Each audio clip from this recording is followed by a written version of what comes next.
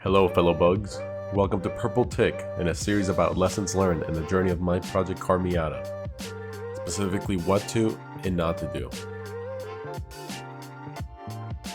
This series starts with me having no knowledge of cars or working on them, to eventually building race engines, custom wiring harnesses, doing engine swaps, and even doing a rebuild title process on this car and others. For more details on what I have done and learned since, smash that bell, subscribe, eat some grass, like, and comment. Let me know what you would like to see more of. Now sit back, relax, and enjoy.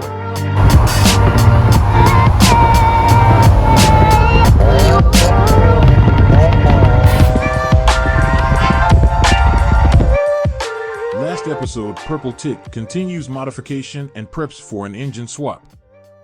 In this episode, we continue with the engine swap and prepare for worst as Purple Titk's friend drills a hole through the finished engine. Welcome back, fellow bugs. And then I had my friend weld it, and this is kind of what he looks like as he was welding it. He just welded a little piece of aluminum there, and I would not recommend anyone weld cast because this piece actually failed over time, and I'll show you guys what happened. But yeah, I cut it, and then he welded it, and that's what it looked like after it was sanded and done. And there's another picture of the Miata in the rain. And I used my friend's sandblaster. Sandblasted all these pieces for the engine before I started putting it back together. Then I painted them black. And here's a video of me doing a little donut. Not really a donut. It's my first time really trying. It was fun. So I took the oil pan and I pressure washed the hell out of it, and I cleaned it very well. And then I had my friend help me drill and tap it. So I wasn't planning to turbo or install anything, but just in case in the future, I would have the engine ready for turbo by having the tap and plug in there. And then on eBay, on OfferUp, I think I was able to find this pair of Racing Beat headers that I got for a really good price. I think they were like $150 or $70 or something like that. And I go ahead, I cut that off, and then I had him weld that shut, and then I painted the top black because the next part, which I'll show you guys in a bit. But yeah, I took the engine, I taped up all the surfaces of the block, and then I started painting it with heat resistant paint, and it came out really good, all blacked out. And I don't know if you noticed, but I had also removed all the little plates right here, the cups that go on to block off the water cooling, the ones that will pop if it gets too hot. And with the new build, since one of the pistons was bent, I wanted to get a full set, so I got this cheap set of DNJ pistons online. I didn't want to reuse the old ones, and I got my friend had some older Miata rods, so I used those. And here's kind of when I built it. I used the lubricating red oil for it. And these were very easy, just snapped in place. And I will really recommend those pistons. And then for the oil pump, I replaced the bearing. I took it all apart. I rebuilt it. And then for the block, I then painted it purple. Right, because what had happened is, maybe I'll show later, but yeah, I painted it purple.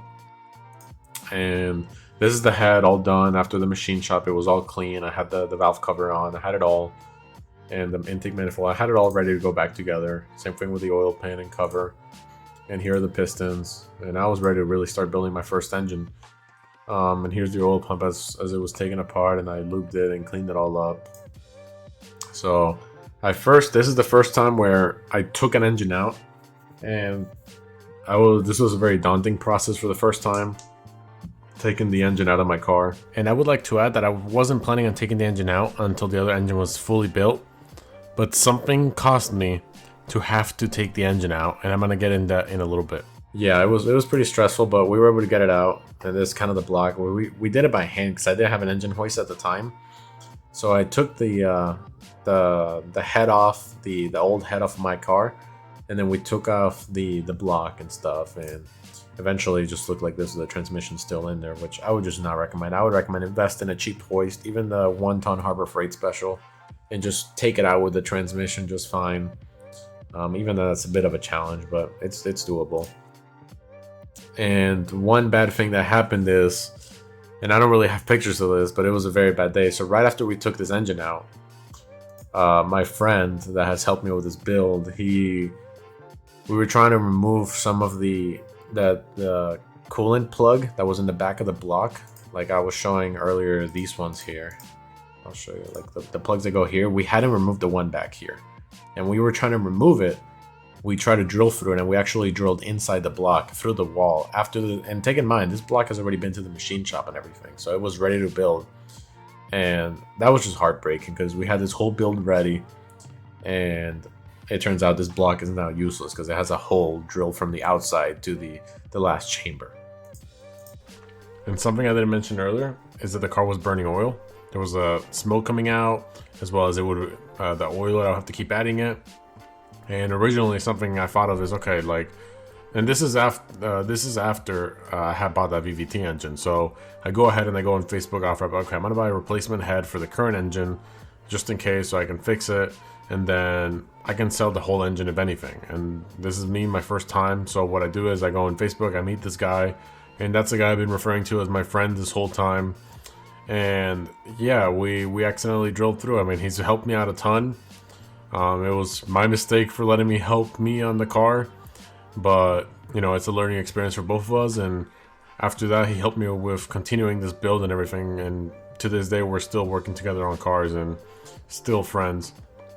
But there's something very important to, you know, do your research, guys, and don't just try to go the easiest way out and fixing a specific problem, because drilling through that block really cost a lot of money and time, and it was just a mistake. And it was kind of funny how, you know, it's just that the tiniest little drill bit trying to drill through the freeze plug, as soon as it touched it, it just went right through the cylinder wall and everything, and it was devastating because it had just come out of the machine shop. The block was there. I had everything already set to assemble it. So literally that same day, as soon as we drove through it, you know, my friend was like, you know what? Let's take the engine out of your car right now. I'll help you build it. So right then and there's where these pictures come in, where he helped me pick up the head out of the car. We took the block out, and he took out all the screws and bolts and everything with me, and we laid them out everywhere. And yeah, then I was kind of left with this huge pile of bolts, and I had to figure it all out myself, and sink or swim situation. But I was able to figure it out. And another thing I did was go on Facebook and offer up and the Miata chat, that local one, and I was able to ask if anyone had any blocks and stuff. And luckily this other guy that is now my friend, he had 2 blocks, so I was able to go there and pick them up, and he was nice enough to give them to me for free. And he told me that when I get it running, I owed him $20, and he still hasn't taken the $20 even though I've got him running and I've offered it to him. But yeah, and that's the red Miata up next.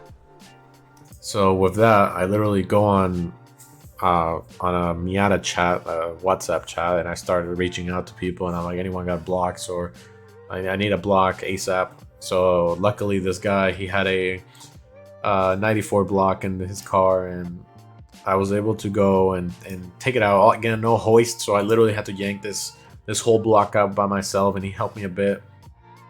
It was very heavy, but I got that, as well as he had another block sitting down, so I took that one as well. And here's another picture of the engine bay.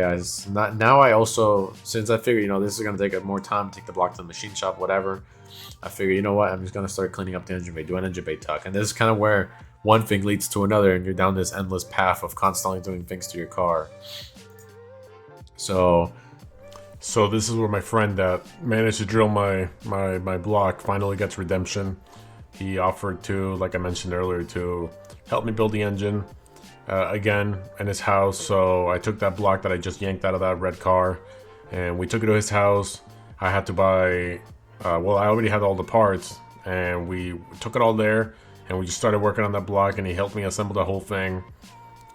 Take in mind though, and this should do it for this episode. Stay tuned for next week's episode.